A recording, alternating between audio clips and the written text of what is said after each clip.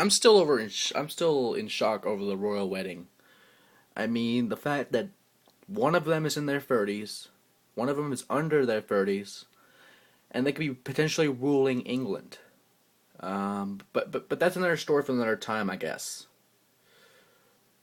Extreme Rules is this Sunday, and they have possibly the final match added. You can't have a pay-per-view without a Divas match, right? I'm surprised it took them this long to figure out to make a match. But I guess this storyline was for nothing then. Layla versus Michelle McCool, the implosion of what I like to call the Diva Mega Powers, Laycool, in a loser leaves WWE match. We have not seen a loser leaves talent match in a very long time. The last one I remember, to be honest, was Mr. Perfect versus Ric Flair, and that was like what, 90 in the 90s. So that right there shows you there has not been many. I've probably skipped a few through the years, but still, that is a very long time. In a way, for people that don't know, that WWE was dubbed, if you couldn't tell, and if you did, it was originally going to be Loser Leaves SmackDown. I guess they wanted to change it to Loser Leaves WWE. I don't know why. Actually, I do have an idea. You see, The Undertaker has not been around since WrestleMania, and that was a hell of a match for sure. And the reason being this is now a loser leaves WWE match. It's because, quite frankly, since it's no disqualification, no countouts, loser leaves WWE, right? It has to be Layla winning this matchup because honestly, if you've been living under a rock for the past year or 2 years, Michelle McCool has been married to The Undertaker and has been dating The Undertaker for the past maybe year or so, which you've had her become the first Divas champion because really, if you're married to The Undertaker, let me put it this way, for the royal wedding,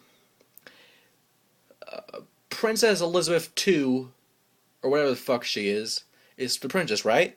When she becomes queen, her father has to have some swing, some weight that he can pull around, right? Now, let's take that into WWE logic. If you marry one of the top stars, a legend in WWE, that is still going in The Undertaker, you have a lot of weight and a lot of decision coming in your favor. You basically are, in a way, have power, kind of like the Michelle, not the Michelle, but the McMahon Helmsley era. And that's a long time ago, even if it was, a few years back. It's 2011, so people are like, what the fuck are you talking about? Go look it up. So basically, she has somewhat a say in what goes on in the Divas division, at least for SmackDown, when she was the first Divas champion. And basically, why she became the John Cena of the Divas division, winning match after match after match after match. You see, now that her insurance policy is basically at the end of his career, and I'm not trying to bash The Undertaker at all. From one Texan to another, he is a legend, he is a Hall of Famer. I wish he keeps doing what he does, but there comes a time where even the dead man has to hang it up. And that's hard to say for some people. Because you think, oh, he's The Undertaker, he's the dead man, he will never die. If he doesn't quit, he will die, eventually. And he needs to figure that out. But then again, who will end the streak? Because we have Triple H got beat, Shawn Michaels got beat. I will laugh if next year Zack Ryder somehow beats the streak. I will laugh. And I'm not cutting Zack Ryder short. He's a hell of a competitor. But compare him to The Undertaker. Or hell, Santino with the Cobra would win against The Undertaker. Sometimes you build these legends up so much that eventually they're going to have that embarrassing moment. And I'm not saying The Undertaker is one of them, but I'm kind of doubting who will beat the streak now. because it sure as hell can't be John Cena. He's facing The Rock. But WrestleMania is a long time away. Don't have to worry about that. But the fact is, now that Michelle McCool's insurance policy and the reason she's been getting booked and the reason she's been winning match after match after match is basically on the shelf. She has to care for her baby, huh? She has to care for her baby, huh? She has to care for her fucking meal ticket, if anything else. Because she's like what? I can make so many cool jokes, like McRibs and shit. You're like the Angelina Love of fucking WWE. You're so fucking skinny. Well, not as skinny as her, because we can make fun of her trying to be the next Undertaker and Winter being the next Paul Bearer, but I'll do that for another time. But really, McCool, if this is any indication, if you are a dumbass, and if I had to put two together very slowly for you, Layla will win.